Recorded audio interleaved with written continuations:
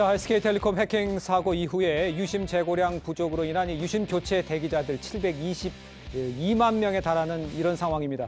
그런데 이제 SK텔레콤이요, 유심 교체 없이 유심 일부 정보를 변경할 수 있는 서비스를 내일부터 도입한다고 밝혔습니다.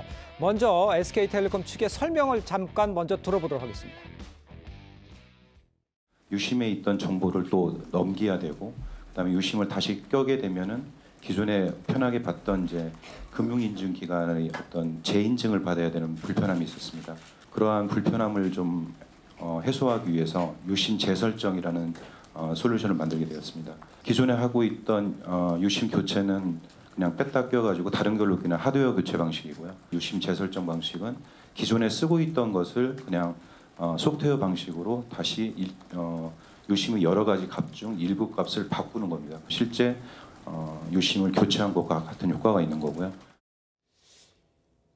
지금 직접 들어보셨습니다만 먼저 자세한 이야기는 하재근 이 사회문화평론가와 좀 이야기를 나눠보도록 하겠습니다. 안녕하세요. 안녕하세요. 지금 무슨 말인지는 알 것도 같은데 이제 유심 재설정을 해도 유심을 교체하는 것 같은 그런 보안 효과를 안사이드에서 이렇게 하면 된다 이런 뜻입니까? 어떻게 해석해야 됩니까? 소프트웨어적으로 처리를 한다는 거죠. 소프트웨어적으로. 유심 재설정이라는 솔루션으로 그렇게 소프트웨어적인 처리를 할 경우에 유심을 물리적으로 교체하는 것과 보안 효과가 동일하다라고 이야기하고 있습니다.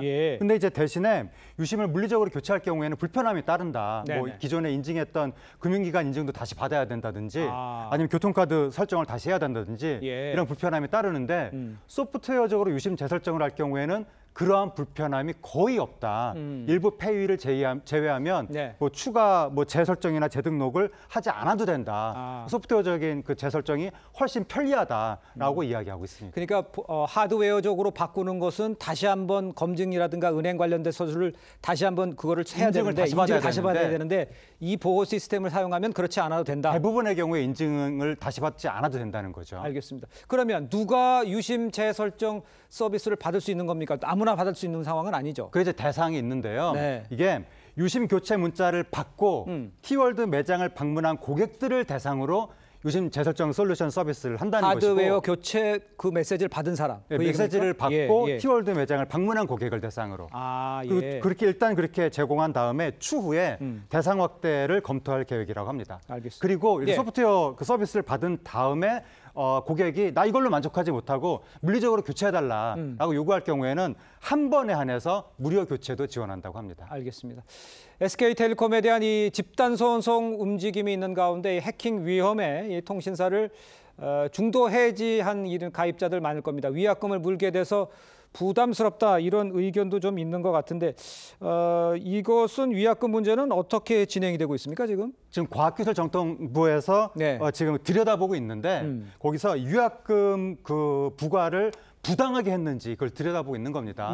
그래서 잘못된 위약금을 부과했다면 최대 3개월 영업정지 등의 행정처분 가능성까지도 지금 열어놓고 현재 법률적으로 검토를 하고 있는데 또 위약금 문제 말고도 별도의 정신적 피해에 대해서 보상을 해야 되는 거 아니냐라는 주장에 대해서는 지금 정부 측에서 이야기하는 것은 그거는 기업이 자율적으로 고려할 문제지만 거기에 대해서도 일정 부분 논의가 있지 않겠느냐 이런 얘기를 했다고 합니다. 강전의 대변인께서 보신 변호사시니까 이론적으로 위약금 같은 경우는 어떤 식으로 소송하면 바로 되는 겁니까? 이번 사건 같은 경우에는요. SKT가 스스로 만든 약관이 있습니다. 약관은 우리가 소비자들이 이렇게 일방적으로 받게 되는 서류인데 이 안에도 본인들의 과실이 있다면 위약금을 면제해야 된다는 규정이 들어있거든요. 그렇기 때문에 이런 것들이 알려지면서 소비자들 입장에서는 왜 지금 내가 이것을 해지하는데 위약금을 물어야 되는가 거기에 대해서 더 의문을 제기하고 계시는 거죠. 내 잘못도 아닌데. 그렇죠. 지금 손해배상 청구를 하겠다라고 하면서 카페가 만들어졌는데 카페 안에 한 8만 명 정도가 들어가 계시다라고 합니다.